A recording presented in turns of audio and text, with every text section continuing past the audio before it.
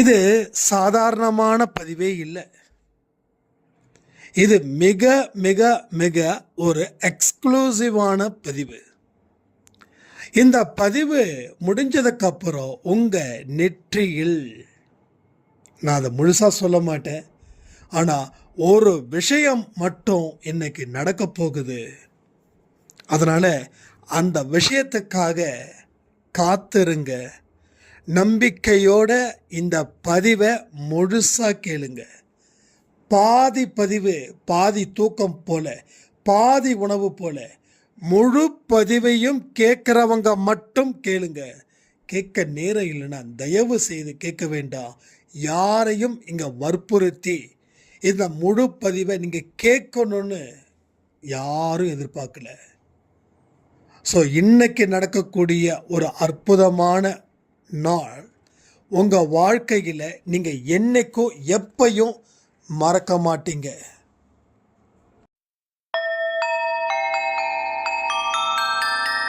ஓம் சாயிரா சாயிரா, ஓம் சாயிரா சாயிரா, ஓம் சாயிரா சாயிரா, அன்பே சாயிரா, பேரன்பே சாயிரா, அகிலம் தளிக்க ஆத்மா விழிக்க அனுதினம் சாயிரா, எங்கள் அன்பே சாயிரா.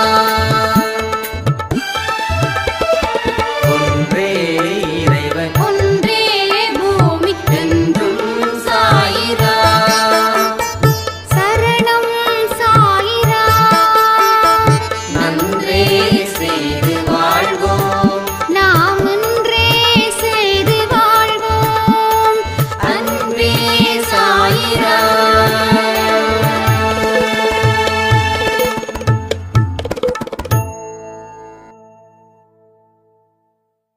சாயிரா.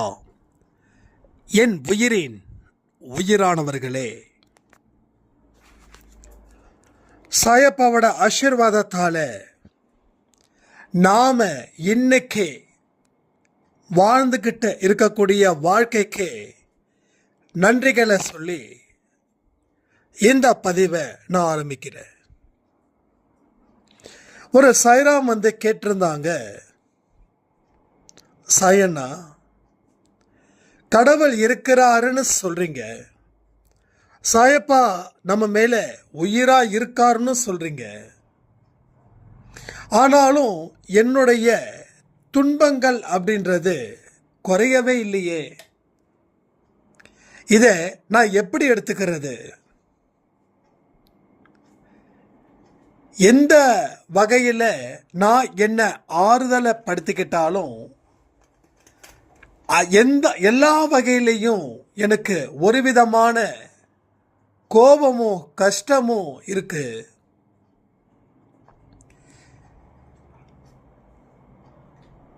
என்னுடைய சூழ்நிலையில் நிறைய பேர் இருப்பாங்க, எனக்கு ஒரு சரியான பதிலை நீங்க சாயப்பா கிட்டே இருந்து வாங்கி தரணும் அப்படின்னு. நான் சொன்னேன் 8 மணி பதிவில் இதை பற்றி பேசலாம், ஏன்னா இது ரொம்ப லாங்காக பேச வேண்டியது அப்படின்னு. ஸோ வாழ்க்கையில் துன்பங்கள் நிச்சயமாக எல்லா மனுஷனுக்கும் இருக்குது. கடவுளாக இருந்த சாயப்பாவுக்கு கூட அந்த துன்பம் இருந்தது, இல்லைன்னு சொல்ல முடியாது. அவருக்கும் எதிர்ப்புகள் இருந்தது, அவருக்கும் உடல்நிலை பாதிக்கப்பட்டும் இருந்தது.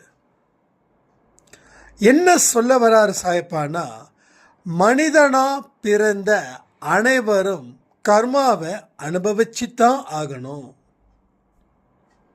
நான் ஏன் இதை அனுபவிக்கிறேன் அப்படின்னா, ஒன்ன மாதிரி தான் நானும் தெய்வமா இருந்தாலும் நான் மனிதனா பிறவி எடுத்தா இந்த சங்கடங்களை நான் தாங்கிக்கிட்டு தான் இருக்கணும் அப்படின்றதுக்காக தான் ஒரு உதாரணத்தை கொடுத்தாங்க. அவர் மட்டுமா, ஜீசஸ் கொடுக்கலையா?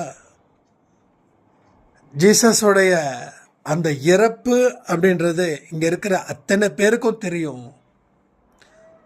உங்கள் பாவத்தை என்னுடைய இரத்தத்தால் கழுவுறேன்னு சொல்லி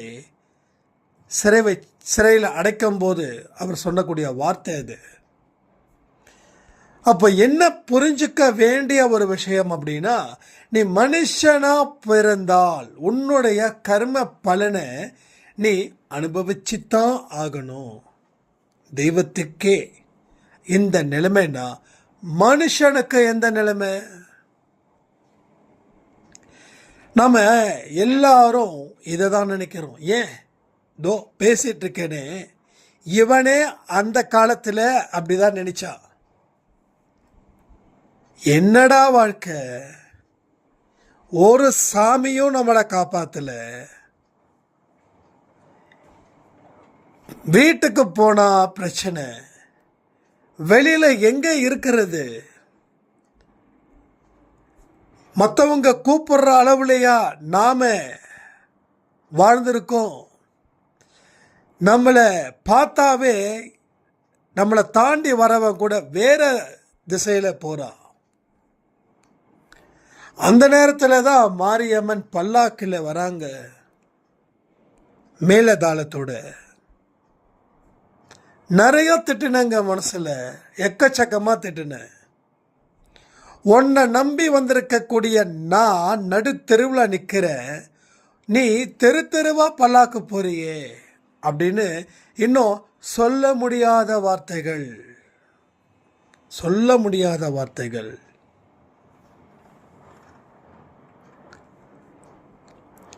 அப்போ என்னுடைய மனசுல இருக்கக்கூடிய ஆதங்கம், மோசமான வார்த்தைகளை கடவுளால திட்டுனேன். ஆனா நீங்க அந்த அளவுக்கு போகல, அது வரைக்கும் சந்தோஷம். மோசமான வார்த்தைகளை அந்த அளவுக்கு பேசியும் கடவுள் என்ன இந்த இடத்துல வச்சிருக்கிறாருன்னா யோசிச்சு பாருங்க. அதுதான் கடவுள், அதுதான் அம்மன், அதுதான் சக்தி. அப்போ இந்த துன்பங்கள் ஏன் வந்தது, எதுக்கு வந்ததுன்னு இன்னைக்குமே சொல்ற மாதிரி இல்லை. ஏன்னா எல்லா பதிவுலையும் சொல்லியாச்சு. ஆனா புதுசா ஒன்று சொல்லலான்னு பார்க்குற, அது என்ன தெரியுமா?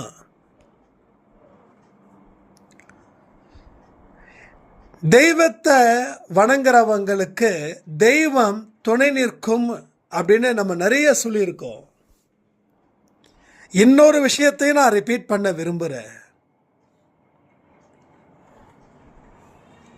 நம்ம கண்ணுக்கு தெரியாம எத்தனையோ தீவினைகள் நம்மளை சுத்தி சுத்தி அடிச்சுக்கிட்டு இருக்கு தெரியுமா?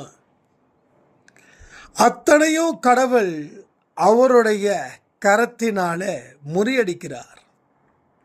ஏன்னா கண்ணை மூடிக்கிட்டு தூங்கும்போது யாராவது அடிச்சிட்டாங்கன்னா அது கடவுள் பார்த்துக்கிறாரு. கண்ணை திறக்கும் போது யாராவது அடிச்சிட்டாங்கன்னா அதை நாம பார்த்துக்கணும்னு. புரியுதா உங்களுக்கு? புரியுதா இல்லையா? ஸோ இன்டைரக்டா தாக்கக்கூடிய கர்மாக்களும் இருக்குது. அதை முழுக்க முழுக்க முறியடிக்கிறது நம்ம வணங்கக்கூடிய தெய்வங்கள். அது எந்த தெய்வமாக கூட இருக்கலாம்.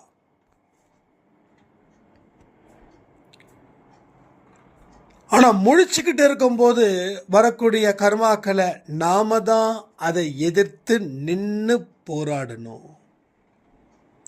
அப்போ கண்ணுக்கு தெரியாத கர்மாக்கள் ஒன்றை அடிக்குது, அதற்கு பதிலடி கொடுக்குறாரு. சாயப்பாவுக்கு நன்றிகளை சொல்லலாமே, சொன்னா குறைஞ்சி போயிட மாட்டோமே. சொன்னா சொத்து கம்மியாகாது, சொத்து அதிகமாகும். சொன்னால் நிம்மதி குறையாத, நிம்மதி அதிகமாகும். சொன்னால் பணம் பேங்க்கில் தீராது, பணம் பேங்க்கில் அதிகமாகும். சந்தோஷம் குறையாத, சந்தோஷம் கூடும். பிரச்சனைகள் குறையாது, பிரச்சனைகள் வாழ்க்கையிலே வராது. இருந்தால் தானே. அப்போ நன்றி அப்படின்ற ஒரு விஷயத்தை நீ மறக்காத. கண்ணுக்கு தெரிஞ்ச துன்பத்தை பற்றி மட்டும் நீ பேசிக்கிட்டு இருக்க. கண்ணுக்கு தெரியாத எத்தனையோ துன்பங்கள் சாயப்பா தன்னுடைய சாட்டையினால் அதை துவசம் செய்து கொண்டிருக்கிறார். நம்புறீங்களா? நம்புறவங்க நம்புறேன்னு சொல்லுங்க, நம்பாதவங்க பரவாயில்ல, சொல்ல வேண்டாம். யார் யார்கிட்ட இருந்து கமெண்ட் வரலையோ நான் சொன்னேன், நான் நினச்சிக்கிறேன் அவங்க நம்பலை அப்படின்னு. ஸோ நம்பலைன்னா யாருக்கு நஷ்டம்? உங்களுக்கு தான். வேலைக்கு போகலைன்னா யாருக்கு நஷ்டம்? உங்களுக்கு தான். அதே போல தான் கடவுளுடைய வார்த்தைகளை நம்பலை அப்படின்னா அது உங்களுக்கும் உங்கள் குடும்பத்துக்கும் தானே நஷ்டம், வேற யாருக்கும் நஷ்டம் இல்லையே. நீங்கள் பாதிக்கப்படுறது போல நானும் பாதிக்கப்படுவேன். ஏன்னா அன்பே சாய் குடும்பம் ஒரு பல்கலைக்கழகம். நிறைய பேர்கிட்ட நான் சேலஞ்ச் பண்ணியிருக்கேன், எங்கள் குடும்பம் என்றைக்குமே சூப்பர் செம அப்படின்னு. நிறைய பேர்கிட்ட. இன்னொரு சாய்ராம் சொன்னாங்க, அவங்க வேற ஒரு சேனல் ரன் பண்ணிக்கிட்டு இருக்காங்க. அவங்க என்கிட்ட பேசும்போது எனக்கு ரொம்ப ஆச்சரியமாக இருக்குது. 20 நிமிஷம் 30 நிமிஷத்துக்கு மேலே பதிவு போடுறீங்க, ஆனால் ஒவ்வொரு கமெண்ட்டும் ஒரு இராணுவ கட்டுப்பாடு போல இருக்குது. அவ்வளவு ஒரு ஒழுக்கத்தோட ரிப்ளை பண்ணுறாங்க, கடவுளை நம்புகிறாங்க, வார்த்தைக்கு இம்பார்ட்டன்ட் கொடுக்குறாங்க அப்படின்னு சொல்லும்போது உண்மையிலே சொல்கிறேன், நாம் நல்ல இடத்துல இருக்கிறோம். உங்கள் பிள்ளைங்க அவ்வளவு அழகாக, அவ்வளவு ஒழுக்கமாக, அவ்வளவு பணிவாக இருக்குதுன்னு சொன்னால் எந்த தாய் தான் சந்தோஷம் வராது? அப்போது தன்னுடைய குழந்தைகளை அரவணைப்பது போல இங்கே நம்மளை சாயப்பா அரவணைத்து நம்மளுடைய நெற்றியில் ஒரு முத்தத்தை இட்டு தன்னுடைய அன்பை அவர் வெளிப்படுத்துகிறார். பாயிண்ட் புரிஞ்சுக்கோங்க. நான் இப்போ என்ன சொன்னேன்? நெத்தியில் அவர் முத்தமிடுகிறார். ஏன்? இங்கே எல்லோரும் ஒழுக்கத்துடனும் மன அமைதியுடனும் கடவுளையும் அன்பே சாயில சொல்லக்கூடிய அத்தனை விஷயத்தையும் முழுமையாக நம்புறதால அவர் நம்மளை அரவணைத்து நமது நெற்றியில் முத்தமிடுகிறார். இப்போ அந்த நெற்றியில் நீங்கள் என்ன பண்ணுறீங்கன்னா, தண்ணி இருக்குல்ல, அதை எடுத்து அந்த நெத்தியில் வைங்க. அதை எடுத்து வைக்கும்போது கண்களை மூடுங்க. சாயப்பா உங்களுடைய நெற்றியில் முத்தம் இடுவது போல் நினைத்து கொள்ளுங்கள். பெத்தவங்க குழந்தைங்களுக்கு நெத்தியில் முத்தம் கொடுப்பாங்க. செல்லம், தங்கம், பட்டு, வைரம், என் வைடூரியம், இப்படிப்பட்ட பேரை சம்பாதிச்சிருக்கேடா அழகா அப்படின்னு சொல்லி. ஸோ அதுபோல இன்று அவர் உங்களுடைய நெற்றியில் முத்தம் இடுகிறார். எல்லோரும் செய்யுங்க, தயவு செய்து எல்லோரும் செய்யுங்க. இல்லை பதிவு முடிஞ்சதுக்கு அப்புறம் செய்யுங்க, இப்போ செய்ய வேண்டாம். என்ன பதிவோட ஃப்ளோவில் போங்க. பதிவை முடிஞ்சதுக்கு அப்புறம் இதை நீங்கள் செய்யுங்கள். யார் யாரெல்லாம் இதை உணர்வு பூர்வமாக செய்கிறார்களோ அத்தனை பேருக்கும் கடவுளுடைய ஆசீர்வாதம் வரட்டும், பெருகட்டும், உங்கள் வாழ்க்கை நலமாகட்டும். ஸோ என்னைக்குமே அப்படிதான். நீ சாப்பாட்டுக்கே வழி இல்லைனாலும் கடவுளை குறை சொல்லாத. கடவுள் உனக்கு உயிரை கொடுத்துருக்கிறாரு, உன் உயிரை எடுக்கல. இன்னைக்கு நீ பட்டினி கிடக்கிற, நாளைக்கு உன்னால யாரும் பட்டினி கிடக்க மாட்டாங்க. இது 100க்கு 100 உண்மை. இது பட்டினி கடந்த வயிறு. எந்த சுவையையும் ஒரு ஸ்டேஜில் சுவைக்காத வயிறு என்னோட வயிறு. ஆனால் இன்னைக்கு பல பேருக்கு நாம் பட்டினி இல்லாமல் செய்திருக்கிறோம். ஒன்றும் இல்லை, இப்போ தான் விஷ்ணு சாய்ராம் சொன்னாங்க, நான் பைக்கில் வந்துட்டு இருக்கும்போது திடீர்னு ஒரு அம்மா ஒரு குழந்தை இருந்தாங்க. அவங்க, தம்பி என்னோட குழந்தைக்கு ஏதாவது கேக் வாங்கி தர முடியுமா அப்படின்னாங்க. உடனே டக்குன்னு விஷ்ணு இந்த பேக்கரியில் போயிட்டு கேக்கு 1-2 ஐட்டம்ஸ்லாம் நிறைய வாங்கி கொடுத்து போதுமாமான்னு சொன்னதுக்கு போதும்னாங்க. அந்த குழந்தையோட பசியை நாம் தீர்த்தோம். ஏன்னா இது பட்டினி கிடந்த உடம்பு. அப்போ இன்னைக்கு பட்டினி இருக்கிறோன்னா இனி உன்னால வேறு எவருக்கும் பட்டினி அப்படின்றது இல்லை. அப்போனா உன்னுடைய வயிறு முழுக்க முழுக்க நிறைஞ்சிருக்கும். நிறைஞ்சதால நீ அடுத்தவங்களுடைய வயிறையும் நீ சாதமோ குழம்போ ருசியானதோ போட்டு அவங்கள நீ மகிழ்ச்சியாக வைத்திருப்பாய். ஏன் அன்பை சாயில சாப்பாடு கொடுக்க சொல்லுறோம்? எல்லாமே காரணம் இருக்குங்க, காரணம் இருக்கு. இதெல்லாம் செஞ்சா நான் வாழ்க்கையில் பலன் அடைஞ்சிருவீங்களா அப்படின்னு யாராவது கேட்டிங்கன்னா, அதை கேட்டு நீங்கள் டொனேட் பண்ணுறதோ இல்லை சாப்பாடு போடுறதோ நடந்துச்சுன்னா டெஃபினட்டாக சொல்கிறேன், பலன் கிடைக்காது. ஏன்னா நீங்கள் கடவுளுக்கே கணக்கு பார்க்குறீங்க.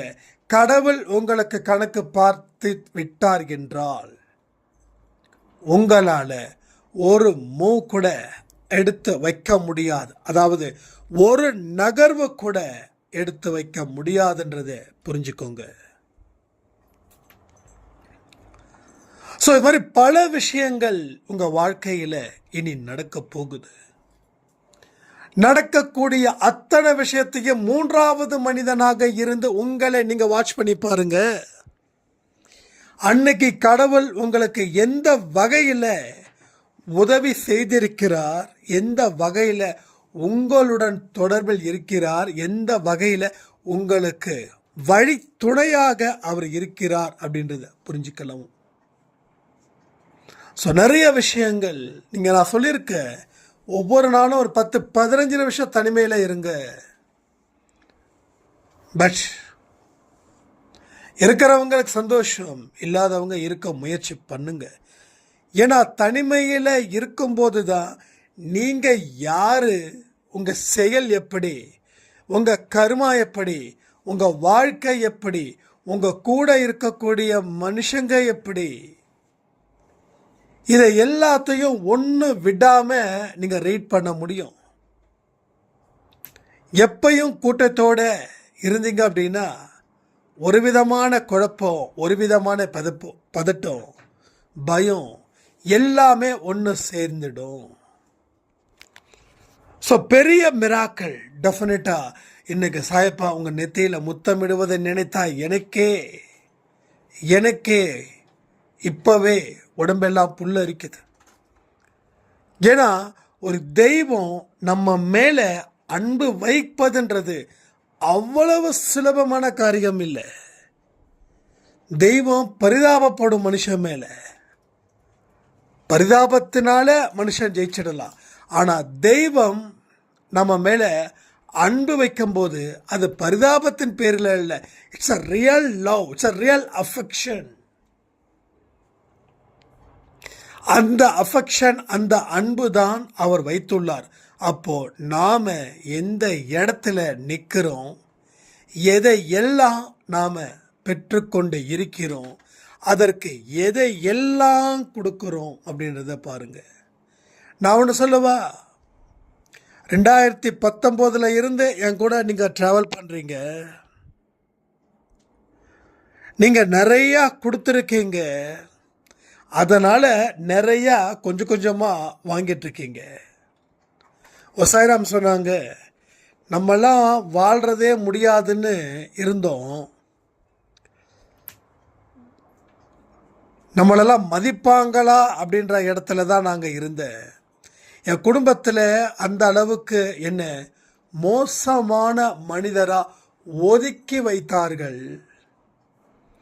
ஆனால் இன்னைக்கு என் மீது மரியாதையையும் அன்பையும் செலுத்துவதற்கு காரணமாக இருந்தது அன்பே சாய் பதிவுகள் மட்டும்தான் அப்படின்னு. ஏன்னா கொடுக்கக்கூடிய தெய்வம் அவர் உங்ககிட்ட கொடுத்தாரு, நீங்கள் அதை வாங்கினீங்க, வாங்கின உடனே நீங்கள் அதை பலருக்கு கொடுத்தீங்க. ஸோ இந்த டீலிங் நடந்ததால் உங்கள் டீலிங் ரொம்ப சிறப்பாக எக்ஸலண்ட்டாக இருக்குதுன்றத நீங்கள் மறக்காதீங்க. ஒரு பெரிய மிராக்கிளுக்கு நீங்கள் தயாராகுங்க. ஏன்னா வார்த்தைகள் மேலே நம்பிக்கை வச்சா மட்டும்தான் அதிசயமே பிறக்கும். இல்லை அப்படின்னா இல்லை தான். இருக்குதுன்னு நினச்சா இருக்குது, இல்லைன்னு நினச்சா இல்லை. உங்கள் மனசு எதை ஏற்றுக்குதோ அதுதான் உங்கள் வாழ்க்கையை மாற்றும்.